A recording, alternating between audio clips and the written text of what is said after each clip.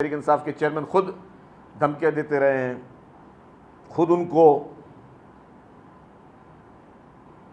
بڑے publicly threats کرتے رہے ہیں، لیکن اب انہوں نے کہا کہ ان کو اس بینچ میں اعتماد بھی نہیں ہے۔ یہ کیا ہے؟ یہ سارے لیٹرز، یہ سارے پریشر ٹیکٹکس ہیں۔ جوڈیشری کو انڈر پریشر لانا چاہتے ہیں، جس طرح غنڈہ گردی کے ذریعے انہوں نے کوشش کی کہ پورے ملک کو یرغمال کریں، تو ایک ایک چیز اس کی جھوٹ سے بلند ہے، اور وہ اس نے سرکاری خزانے کو نقصان پہنچایا، سرکار سے حکومت پاکستان کی ساکھ کو بھی نقصان پہنچایا۔ تحریک انصاف کا سربراہ چاہتا ہے کہ اس ملک میں ثاقب نثار کو دوبارہ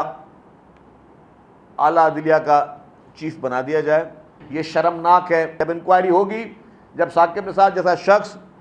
30 دن کے ریمانڈ میں جائے گا، تب باتیں کھلیں گی۔ کل آپ نے دیکھا کہ تحریک انصاف کے چیئرمین کی ایک آئی کہ جی انہوں نے ہائی کورٹ میں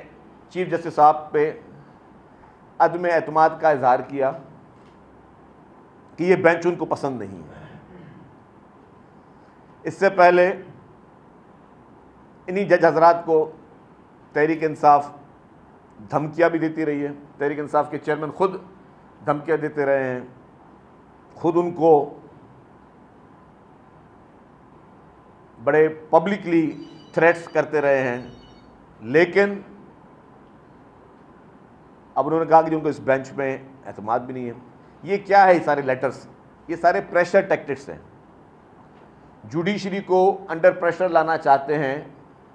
جس طرح غنڈہ گردی کے ذریعے انہوں نے کوشش کی کہ پورے ملک کو یرغمال کریں، پورے ملک کو اپنے قابو میں لے کر آئیں، سوشل میڈیا پہ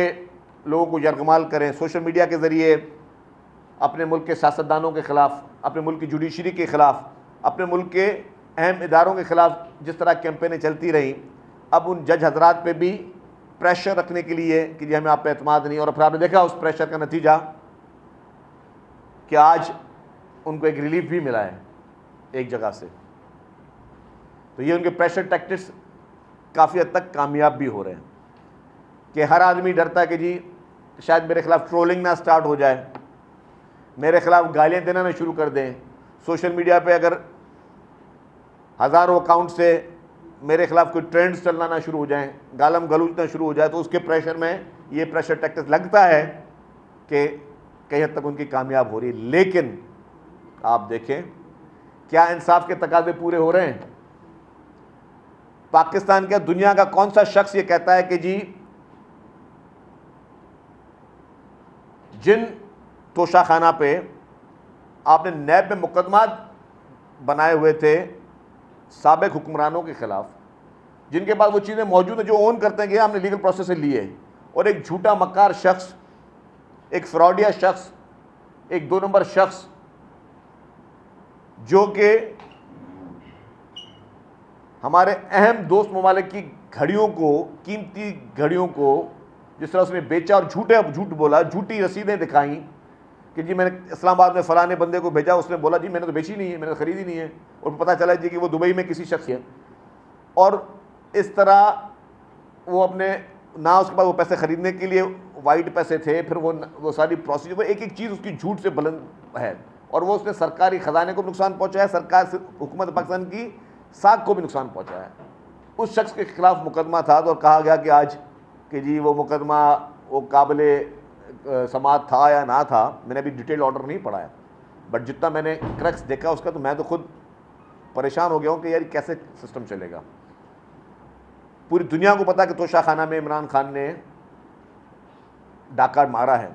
چوری کی ہے، اس نے، اس کے پورے خاندان نے بیٹھ کر جس طرح جمعہ بازار میں گھس جاتے ہیں کہ یہ بھی لے لو، بائی 1 گیٹ 1 فری لگا ہوا تھا، کہ جیولریز بھی جا رہی ہیں، ڈائمنڈ بھی جا رہے ہیں، اور نیکلس بھی جا رہے ہیں، اور ہر قسم کی مہنگے جواہرات جو ہیں وہ وہاں سے لوٹ مار سیل چل رہی تھی۔ کافی چیزیں مجبوری میں ظاہر کرنی پڑی، کافی چیزیں ظاہر نہیں بھی کی،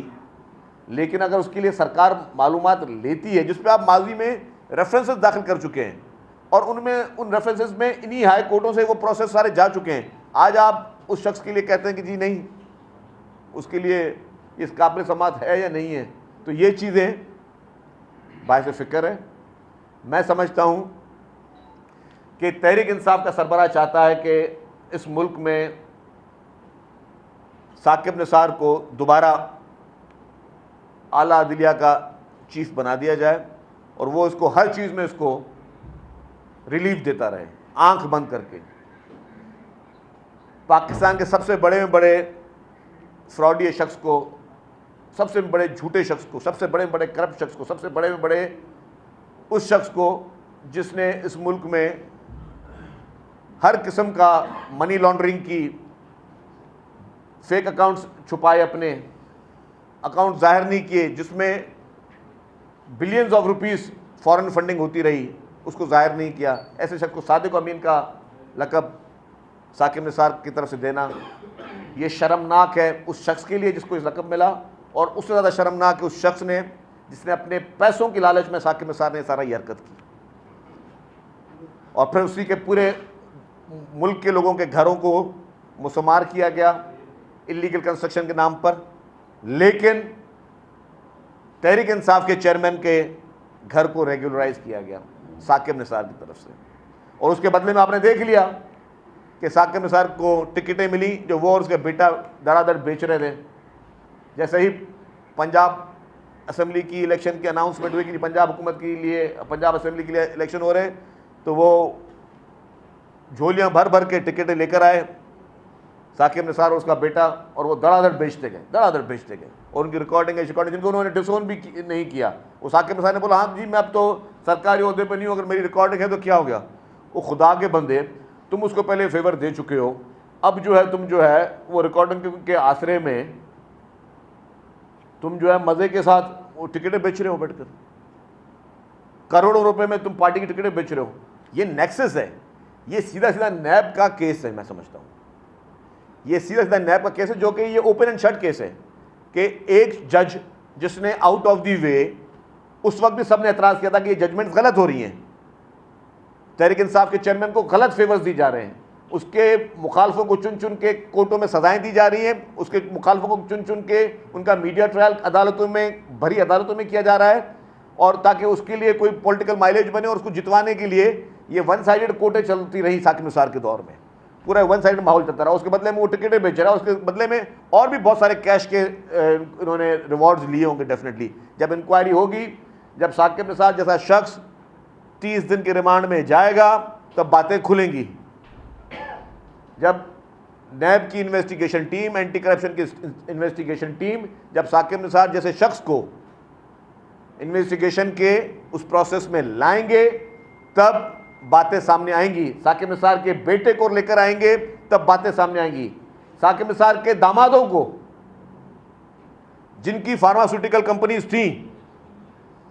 اور ان کے کمپیٹیٹرز نے ان دنوں میں خط لکھے تھے, میں حلفیہ کہتا ہوں کہ آپ وہ ساری انکوائری نکالیں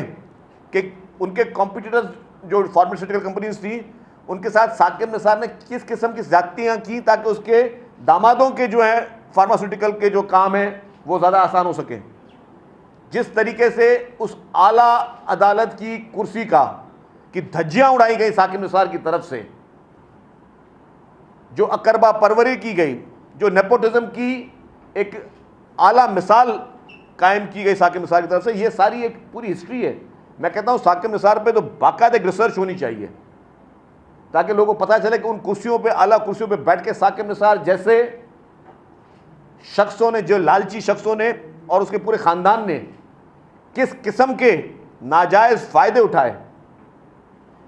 آج میں صبح کو مجھے کسی نے ایک ویڈیو بھیجی کہ جی موجودہ چیف جسٹس صاحب,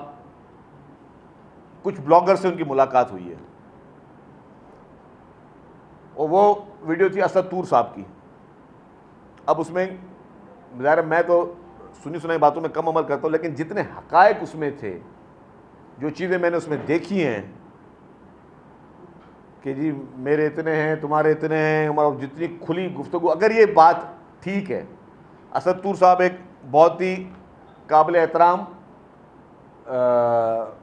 ہیں, یوٹیوبر ہیں, صحافی ہیں, جرنلسٹ ہیں. میں کہتا ہوں کہ جی اس کی بھی انکوائری ہونی چاہیے. اگر اسد طور صاحب کی باتیں ٹھیک ہیں جو انہوں نے کہا ہے کہ ہمارے پاس اس طریقے سے ہو رہا ہے کہ جی وہ بقول ان کے کہ بندیال صاحب جو ہے وہ عمران خان کے نام پر تو جی محبتیں نشاور ہو رہی تھیں اور جذباتی بھی ہو رہے، تو مطلب اسے شاکنگ. تو میں تو خود پریشان ہو گیا کہ یار یہ ہو کیا رہا ہے. میری گزارش ہوگی، کوئی بھی شخص امپورٹنٹ نہیں ہے ہمارے اس ملک میں. ہمارے ملک میں اداروں کو اسٹرانگ ہونا چاہیے. ذاتی پسند یا ناپسند کی بنا پر